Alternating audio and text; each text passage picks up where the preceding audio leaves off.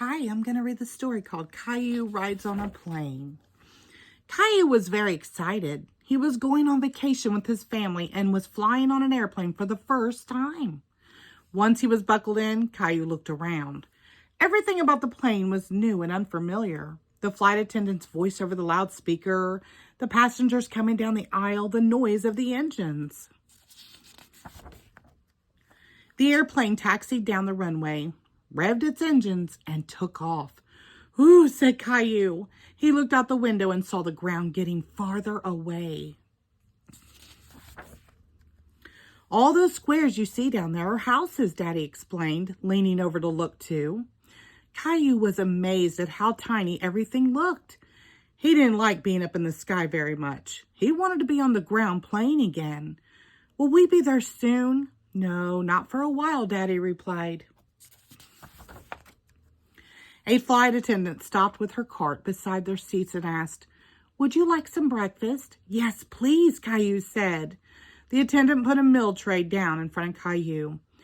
There were juice, fresh bread, jam, cheese, and fruit. Caillou thought breakfast tasted much better on an airplane.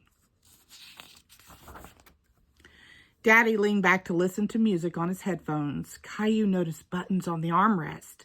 He pressed one to see what would happen. Caillou looked surprised as Daddy suddenly put his hands up to his ears. "Ow, that's too loud," Daddy said. Later, a man in a uniform came up to them. Daddy whispered, "Say hello to our pilot, Caillou." "Hello," Caillou said. "Would you like to see how this plane flies?" the pilot asked. "Oh, yes," Caillou said. "Welcome to the cockpit, Caillou," the pilot said. The co-pilot was sitting in front of an instrument panel.